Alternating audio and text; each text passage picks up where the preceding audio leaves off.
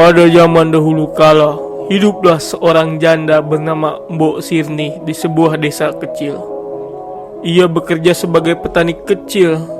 Karena ia hidup sendiri, akhirnya dia menginginkan seorang anak agar dapat membantu dan menemaninya bekerja. Akhirnya pekerjaanku di ladang hari ini selesai juga. Kalau wajah seandainya saya memiliki seorang anak, saya tidak akan selelah ini.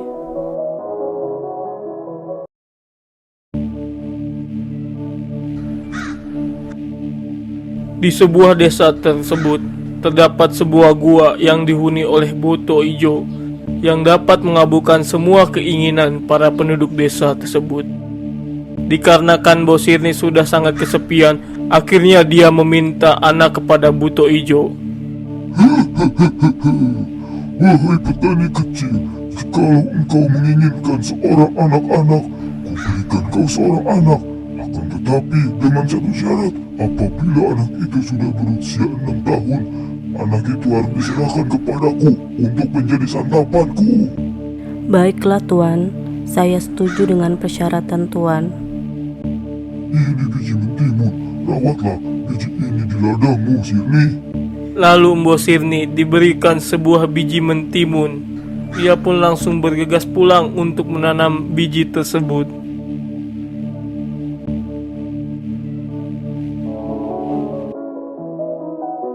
Setelah 2 minggu kemudian, pohon mentimun sangat tumbuh subur dan sangat berbuah lebat, dan satu di antaranya sangat besar dan berkilau seperti emas.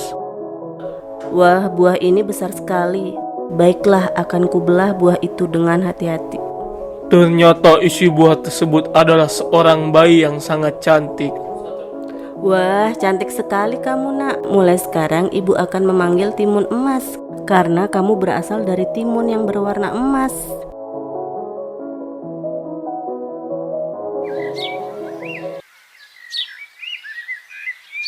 Semakin hari, Timun Mas tumbuh menjadi gadis jelita yang rajin membantu ibunya di ladang. Ibu, aku mencari kayu bakar dulu ya. Iya, hati-hati ya. Jangan pulang terlalu malam, nanti kamu tersesat.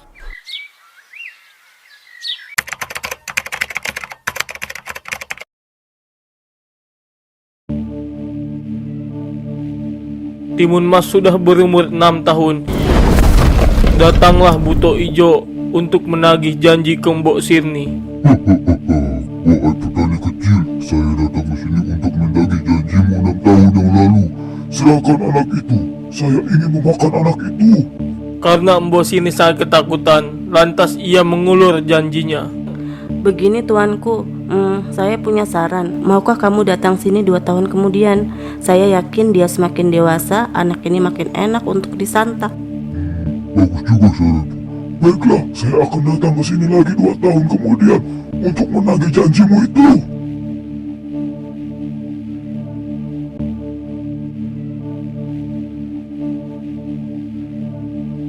Hari berganti hari, Mbok Sirni semakin cemas kepada Timun Mas. Namun setiap kali ia teringat janjinya, hatinya merasa menjadi cemas dan sedih.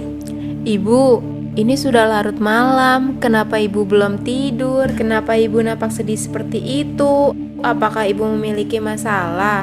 Bukan anakku, ibu tidak memiliki masalah. Ya sudah, mari kita tidur. Ibu akan menceritakan sebuah dongeng untuk kamu. Asik. Terima kasih ibu.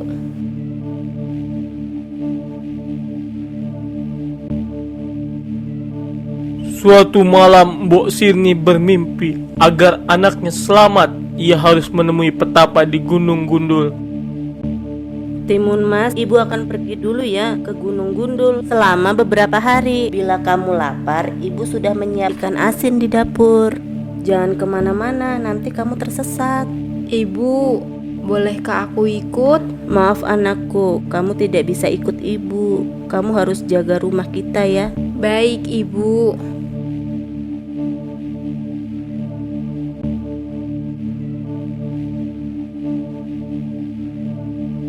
Sesampainya Mbok Sirni di Gunung Gundul, ia menemui orang yang sedang kehausan. Dan ternyata orang yang sedang kehausan itu adalah seorang petapa. Terima kasih. Engkau telah membantuku. Ternyata kamu seseorang yang murah hati. Ini akan kuberikan 4 bungkus kecil ini. Masing-masing di dalam terdapat biji mentimun, jarum, garam, dan terasi untuk menyelamatkan anakmu dari raksasa itu. Namun, ketika Mbok Sini mau mengucapkan terima kasih, petapa itu menghilang begitu saja.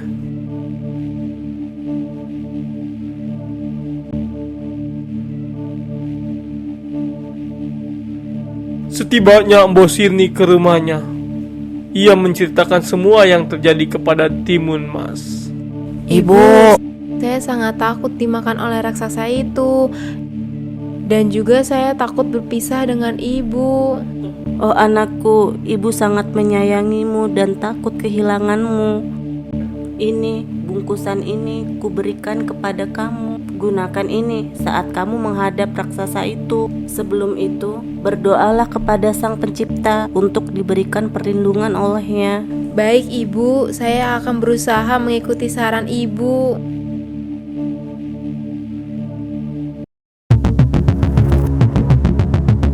Pagi harinya, datanglah Buto Ijo untuk menagih janjinya. Wahai petani kecil, aku datang ke sini untuk menagih janjimu. Cepat serahkan anak itu. Aku sangat ingin memakannya. Anakku, cepatlah lewat pintu belakang rumah kita. Baik ibu. Buto Ijo pun mengejar Timun Mas yang sedang berlari ke dalam hutan.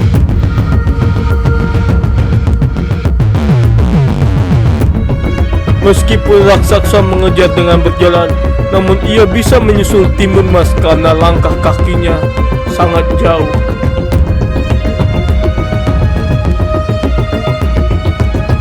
Ketika Timun Mas sedang berlari, ia pun teringat nasihat ibunya.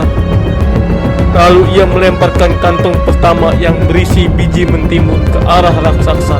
Dengan sangat ajaib, biji mentimun tumbuh dengan cepat dan lebat. Jalan raksasa pun tertutupi oleh mentimun itu, menjalar ke tubuhnya hingga menjerat dengan erat. Akan tetapi, Buto Ijo dapat melepaskan diri.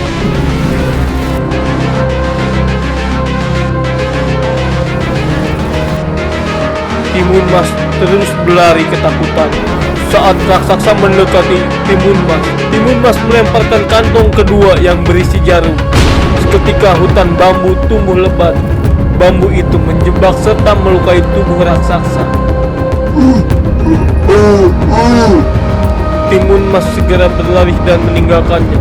Raksasa ini merasa ia diremehkan dan mengamuk. Dia mengambil beberapa batang bambu dan melemparkannya ke arah Timun Mas. Timun Mas terus berlari dan ketakutan, dan bersusah payah Timun Mas berusaha menghindari bambu yang berjatuhan.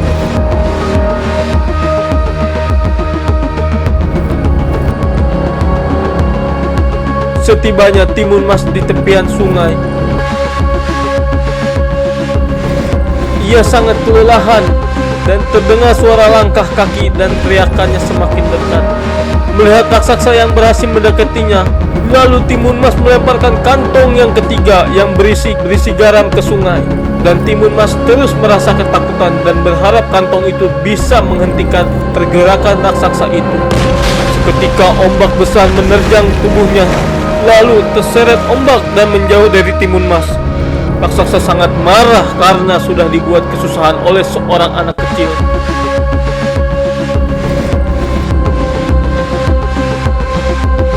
Gadis kecil itu berlari sekuat tenaga hingga menaiki sebuah bukit. Raksasa dengan penuh amarah dengan cepat menyusul Timun Mas. Di tebing yang tinggi dipanjat oleh Timun Mas, dia berharap Buto Ijo tak bisa menjangkaunya. Namun Buto Ijo masih bisa memanjat tebing. Timun Mas tidak dapat menghindarinya lagi. Di tangannya kini hanya tersisa satu kantong pemberian dari petapa sakti. Lalu ia melemparkan kantong itu dengan sekuat tenaga ke arah raksasa. Tapi Buto Ijo tidak ingin kejadian sebelumnya terulang. Ia menangkis kantong itu lalu terjatuh ke tanah. Dengan sombong Buto Ijo tertawa kegirangan. Kantong yang terakhir yang berisi terasi berubah menjadi lautan lahar api.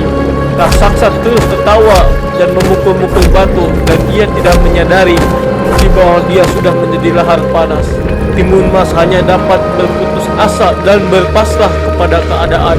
Dia berharap ada pertolongan datang dari Yang Maha Kuasa.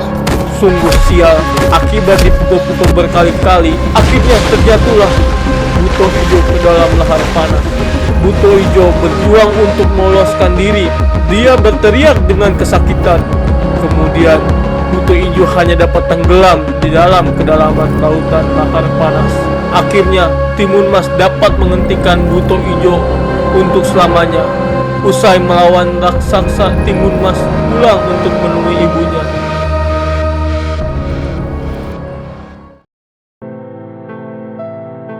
Setibanya di rumah, Timun Mas pun memeluk ibunya. Dikarenakan rumahnya hancur, ia terpaksa pergi dari kampung tersebut.